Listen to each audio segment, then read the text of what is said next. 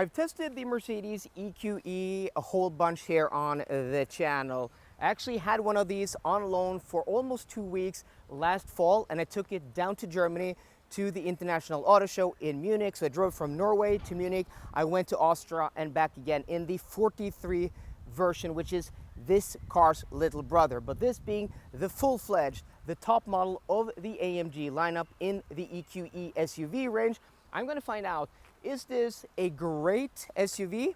And should you splurge the extra money getting the 53 over the 43 and even maybe consider this instead of getting the brand new Porsche Macan Turbo, because this is very closely matched to that car when it comes to performance and price.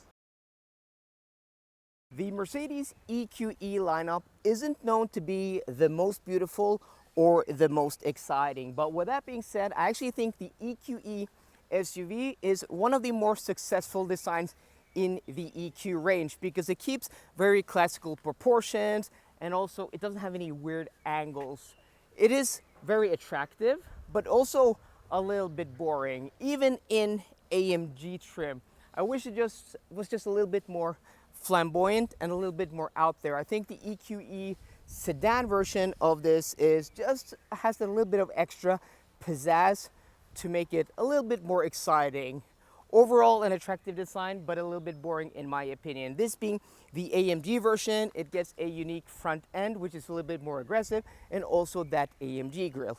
This car is on some optional 22-inch wheels, which do look really nice, but personally, I actually prefer the standard 21-inch double 5-spoke design because in my opinion, they're a little bit more classical AMG in their design. This car also has the midnight package, giving it black details around the windows and also black chrome badging on the back, on the front, and on the sides. But it's a little bit weird that the door handles didn't get the black chrome treatment. The only place on the car that actually chrome looks a little bit weird. This car also is in emerald green, which is a very, very nice color, but it just looks black when the car's not clean and when it's not sunny out like now. So I actually don't think this color, though I do like it a lot, does the car any justice, at least here in Norway where the weather isn't always like this. The interiors of the Mercedes EQ products have also been a contention for complaint. Not because they're not spacious, because this cabin actually is very roomy and very airy in the front cabin and also in the rear. This is a little bit bigger than the new Audi Q6 e-tron, but it has a lot more legroom in the rear. The point of contention has been the material quality, at least in my opinion and for other people testing these cars, because overall it does feel okay, but this is also a very expensive car. This has all the bells and whistles, so this is like almost 1.9 million kroners, or about 165 to 170,000 euros. Yes, that is a lot of money, and at that price point, you don't expect hard touch plastics, around where you're gonna touch a lot, like around the grab handles, on the doors, and yeah, it may be low in the cabin, but this is where you're going to be touching all of the time. And also, you do have Nappa leather on the seats, but you can't upgrade the dashboard materials to Nappa leather. That would be a package that wouldn't cost a lot more to upgrade when you're already spending this much money. So I think that is a missed opportunity for Mercedes to make an even better product and also address some of the issues I have and other people have with the interior quality, especially at this price point. This has a really nice carbon fiber AMG steering wheel with like Alcantara type of material here around where you hold. It also has, cool buttons here and also these regen paddles that just feel really, really nice. And also carbon fiber. It is a spectacular steering wheel, but I have the same complaint here as I have in its bigger brother, the Mercedes EQS and EQS SUV. This airbag cover is in hard plastic. I mean, it's not even a nice quality plastic. And in other Mercedes products, you actually get this standard or even as an option in Nappa leather. And I don't understand why that's not standard or even an option here, because when you're spending this much money, People are very picky when it comes to the interior material. So I think this has a lot of really nice things going for it. The steering wheel design, also the hyperscreen in the SUV version isn't as, intrusive or in your face as in other Mercedes cars. Actually don't mind it here because you sit very high. The dashboard, doesn't become overwhelming like it does maybe in the Mercedes EQS sedan where you're sitting lower, and also like beautiful carbon fiber. So overall a really nice interior, especially visually and for the most part when you touch it, and thanks to this beautiful steering wheel. But there are just a few weird choices that I really don't understand that Mercedes made. The Mercedes EQE SUV 53 AMG 4MATIC Plus may not be the most exciting electric SUV to look at. It may not have the nicest interior. And the interior is also a little bit boring despite it having a really cool carbon fiber steering wheel and also carbon fiber trim. If it wasn't for this steering wheel, I think I would be a lot more critical to this interior. But where this car really redeems itself and really makes up some serious points is in the way it drives. So this being the 53 version, it has 678 horsepower, which is a lot of power. And also it does 0 to 100 kilometers an hour in 3.5 seconds, which is very quick even in 2024 with all of these performance electric cars, because that 0 to 100 kilometers an hour time, yes, that is one thing, but this having almost 700 horsepower, this is going to be fast above that speed. A lot of electric cars, start losing a little bit of pace and steam above 120 kilometers an hour, but this is going to be fast either way. I think the top speed is limited to like 230 or 240 kilometers an hour. I wish that was just lifted a little bit, because going for this version, you really want a car that is fast, especially if you live somewhere in Central Europe. Maybe you live in Germany or some of these surrounding countries. We're going to travel a lot through and on the Autobahn. I had, as I said earlier in this video, a 43 AMG version on loan from Mercedes last fall and drove a lot on the Autobahn. And the thing that disappointed me was not the way it drove or not, the way it felt on the road. It was the lacking or limited top speed, because this car would get up to pace really quickly. I would out accelerate most cars on the German Autobahn. But then I got to the top speed of 210 kilometers an hour, or like 215, 217 indicated. And like I would pass or leave like a Skoda TDI for dust. And then after a while, because he had a little bit higher top speed, he would pass me in a Skoda Octavia diesel. And that shouldn't be the case. Like when you're in an AMG product, you should be faster than a Skoda Octavia diesel.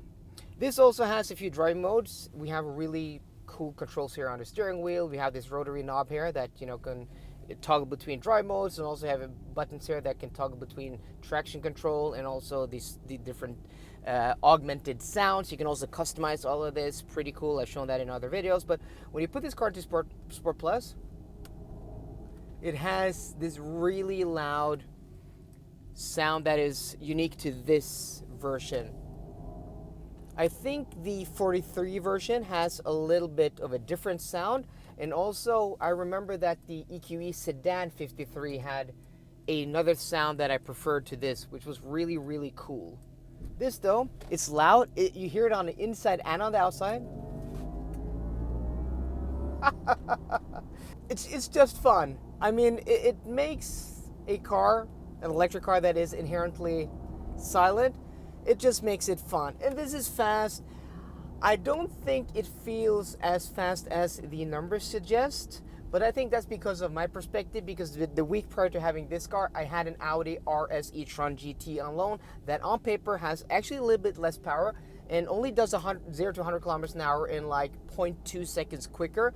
But because of the way that was tuned, when you put the accelerator to the floor, you just got this kick, this jolt in the back. You don't get that here. This builds the speed more, and as a result, it doesn't feel as quick or as immediate. That's, of course, a tuning choice from AMG, but I wish it was just a little bit more brutal, being the AMG version. Maybe they could do like a package like they do on the EQS. There you can get like an AMG performance package that bumps the power to like 761. Yeah, if they did something like that in this, just making it a little bit more brutal, I think that would be like icing on top of the cake.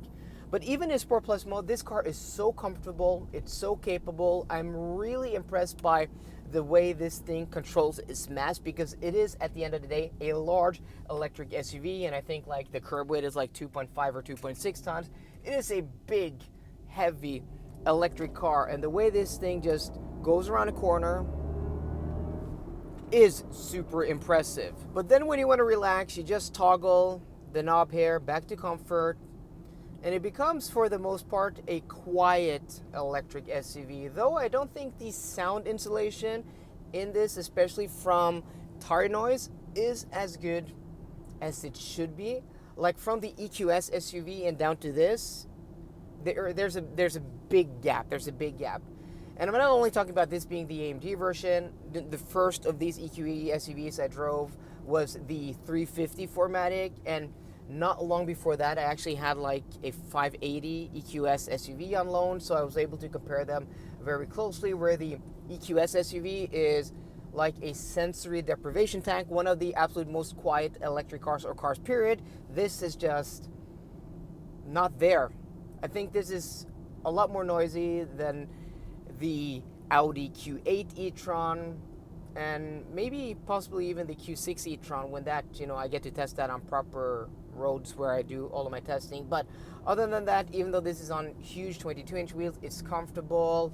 The seats are nice. The driving position is nice. Like some things I complain about with other cars is that you don't have enough reach in the steering wheel, where you're sitting like stretching your arms. You don't get a comfortable seating position. You maybe want to move your seat back, you want to move it low, but you can't get the steering wheel close enough.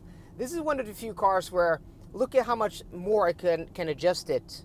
There's so much reach in the steering wheel that I have like halfway.